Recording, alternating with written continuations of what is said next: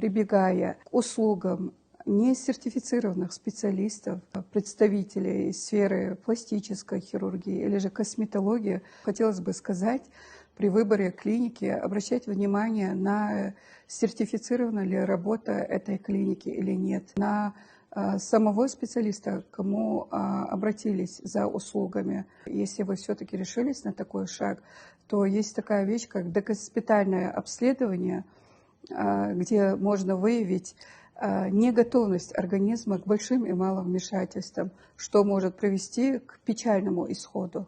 Учитывая, что красоту хочется сохранить именно почему-то прослойки возрастом от 30 до 50 лет, то есть это относительно молодой возраст, когда женщина может стать мамой, и ресурсы организма должны быть сохранены. Желательно, конечно, в этом возрасте лучше следить за своим здоровьем, не пропускать профилактические осмотры, вакцинацию.